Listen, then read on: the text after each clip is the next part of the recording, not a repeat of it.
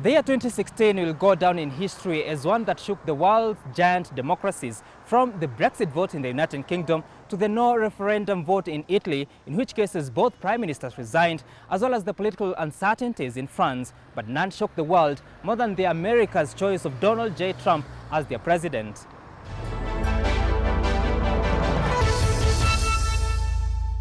My friends, it is with humility I humbly and gratefully accept your nomination for the presidency of the United States. Their nomination to contest for the most powerful office on earth politically threw the American people to a new extreme. These were the oldest pair of candidates to contest for the American presidency. They were also the most controversial and unfavorable U.S. presidential candidates of all time in modern history, and they knew it. Their mutual contempt was clear from the start. Hillary Clinton is the most corrupt person ever to seek the office of the presidency of the United States. The choice in this election could not be clearer. It really is between division or unity, between strong and steady leadership or a loose cannon. Here was a 70-year-old television reality show producer come real estate developer who throughout his life had never sought any political office, seen by many as a political novice. He was never a county clerk. He was never a member of a state legislature. So he was clean. He could promise anything without being held to account. Donald Trump is uniquely unqualified to be president. No, I'm not joking. You laugh. I'm not joking. He is temperamentally unfit to be commander-in-chief. But he turned the narrative to successfully paint Hillary Rodham Clinton as major contributor to the troubles affecting the American people. Clinton is a former First Lady, a former senator, and most recently former Secretary of State who served in the first term of President Barack Obama. Who is probably the most qualified person ever to run for this office, and that is Hillary Clinton. Qualification or the lack of it aside, it is the sideshows and personality concerns that shaped the U.S. election more than anything else. Although she was the clear frontrunner throughout the campaigns, the former Secretary of State was dogged by a major headache. She just could not shake off a popular opinion that she was simply not trustworthy. Even though her tenure as Secretary of State was largely seen as a success, managing to visit at least 112 countries, including Kenya, it is also the tenure that threatened to tear her campaign apart. She was accused of mishandling classified government information believed to have contributed to an attack at a U.S. embassy in Benghazi, Libya. And she's the one who destroyed 33,000 emails after receiving a congressional subpoena. In July 2016, just before her nomination to run for the presidency, she had been cleared by the Federal Bureau of Investigations. FBI Director James Comey at that time condemned Clinton as having been careless in her handling of crucial information. But Comey would press no charges against her, saying such a prosecution would not stand to conviction. Hillary Clinton is guilty. She knows it. The FBI knows it. The people know it. And now it's up to the American people to deliver justice at the ballot box on November 8th. But Trump wasn't without blemish. Here was a man accused of sexually assaulting women. Just a month before the November election, 9 women came out and claimed to have suffered groping in the hands of Trump. Over 150 lead Republicans distanced themselves from Trump's candidature, causing him to lose in the pollsters. I didn't know any of these women. I didn't see these women. These women, the woman on the plane, the woman, I think they want either fame or her campaign did it. The two candidates faced each other in 3 presidential debates designed to give the electorate an opportunity to analyze the policies of the would-be commander-in-chief. But in 2016, the stage was different. Here was an experienced debater believed to understand how government works against a reality TV star who had played unregulated games all his life. Did anybody see that debate last night?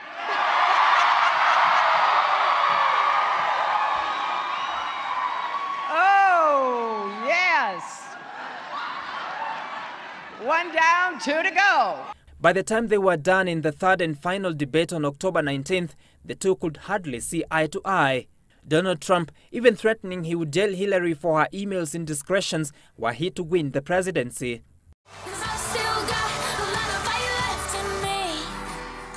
11 days to the election, the unexpected happened to the presidential race.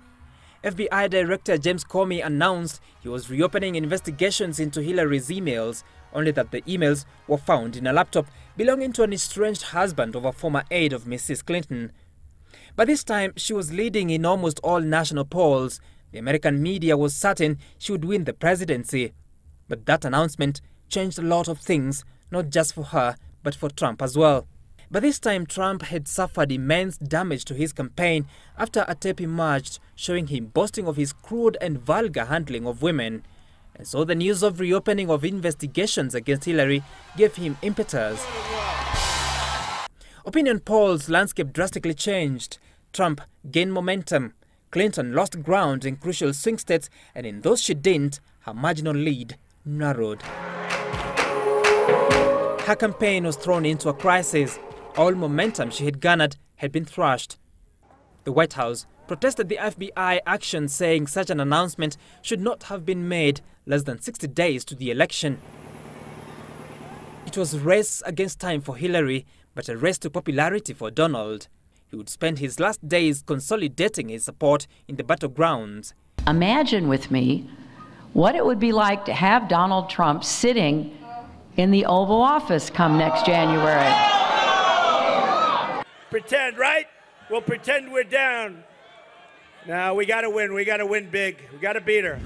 His tone changed from the all-scattered rhetoric to more focused messages that resonated with the voters who felt left out by the establishment. We've got to be nice and cool, right? Stay on point, Donald, stay on point. Having been thrashed in the game of propaganda, Hillary's tone changed from attacking Trump to a conciliatory one as a head of state in waiting. I want to be the president for all Americans, those who vote for me and those who do not vote for me. As if reading the signs, the First Family intensified its campaigns for the Democrat. So Michigan, I ask you to do for Hillary what you did for me. I ask you to carry her the same way you carried me. Then we will finish what we started. We will elect Hillary as president. Hey guys. Hi. 2 days to the election, the FBI once again cleared Hillary, saying it had not found anything incriminating in its investigation of the contentious emails. But the damage had been done. It was too late to turn the tables. Right now, she is being protected by a rigged system. It's a totally rigged system. On the morning of November 8th, a divided nation went to the polls. Out of 251,000 registered voters, only 54% participated in the election. African Americans were wary of the election. They feared a President Trump regime. I'm afraid that the country will be in trouble as far as safety is concerned. The last couple of weeks, Donald Trump had such a narrow path. 12 hours later, reality was dawning. The world was glued to the tube following an event that risked reshaping the world. It does not make any sense because everybody keeps saying Hillary, but Trump is obviously winning. So who are these people who are for Trump, because I haven't seen them anywhere? The last election, by this time, 4 years ago, Obama had put this thing in the bag. And that's perhaps what we're expecting tonight with Hillary. I didn't expect it to be this close to call, but I believe that she will win. The media had believed the polls and thus had projected a Clinton win. Majority of American voters had also hoped for a similar result, but it wasn't coming on this night. The Trump and Hillary teams were following the results at different locations in New York. One party was celebrating, but the other was either anxious or sad. I believe that she will win. The ground had shifted. She would not hit the magical 270 electoral votes needed to win the US presidency. In Nairobi, a victory gathering at the U.S. Embassy had turned to a disappointing spectacle. A former First Lady had lost the election. This is painful, and it will be for a long time. Donald J. Trump had defied conventions, beaten all odds, and maneuvered his way to a seat majority of Americans and the world were struggling to fathom him occupying. Donald Trump is going to be our president. We owe him an open mind and the chance to lead. Now it's time for America to bind the wounds of division. Have to get together. The whole world is watching! The Trump victory sparked demonstrations in several states of the U.S. The Democrats were furious that a man so divisive had ascended to power despite losing the popularity vote. Hillary Clinton won the U.S. election popular vote by almost 3 million votes. She missed the presidential victory mainly for losing 3 crucial states of Pennsylvania, Wisconsin, and Michigan that had a combined total of 46 electoral votes. The total votes margin in the 3 states that gave Trump the victory totaling just about 100,000 votes. In 2008 and 2012, the 3 states had overwhelmingly voted for Obama, the loss raising questions of what could have gone wrong. The declines or stagnation in standard of living for the vast majority of Americans is going to be blamed on people in power. And that hurt the Democrats and that hurt Clinton. This is not the outcome we wanted or we worked so hard for, and I'm sorry that we did not win this election. I think it's fair to say that I was surprised by the election results. President Obama was forced to welcome a rival he had not hoped to be welcoming to the White House. He had loudly made his preference for Hillary known, but the voters had sent him the Donald for a successor. This was a meeting that was going to last for maybe 10 or 15 minutes, and we were just going to get to know each other. We had never met each other. My number one priority in the coming 2 months is to try to facilitate a transition that ensures our president-elect is successful. And he is ruffling the feathers and upsetting long-held order. His recognition of Taiwanese leader goes against long-standing U.S. policy on one China. The Chinese are furious with Trump.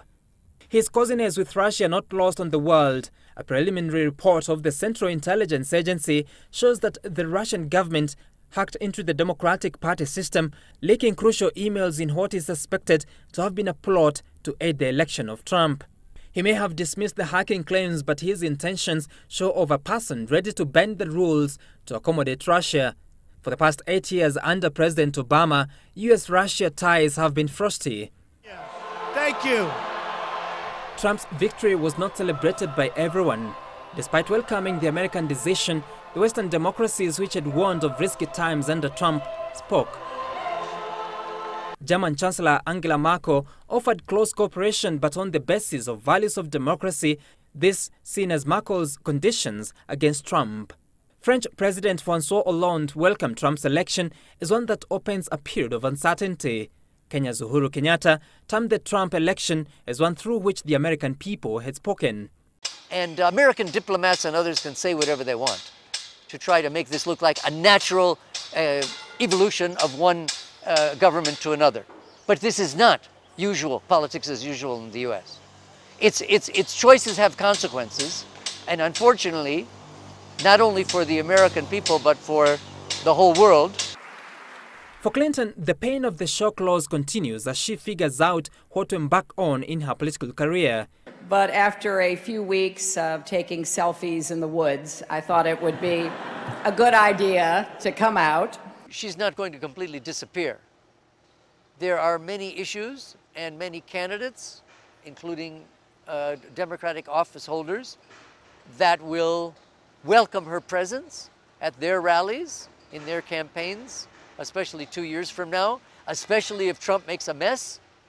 And so in less than 20 days' time, exits President Barack Obama and in comes President Donald J. Trump. The Americans witness a transition and the reign of a man voted Person of the Year by the Time magazine, despite being described as president of the divided states of America. Obviously, the world is anxious. Donald Trump's moves since winning the election have done little to quell that anxiety. The next 4 years will reposition the world order as the Americans aspire to be great again. The world will be watching to see if they can forge ahead united rather than the divided states of America. For Citizen TV, I am Sam Gituku. Thank you.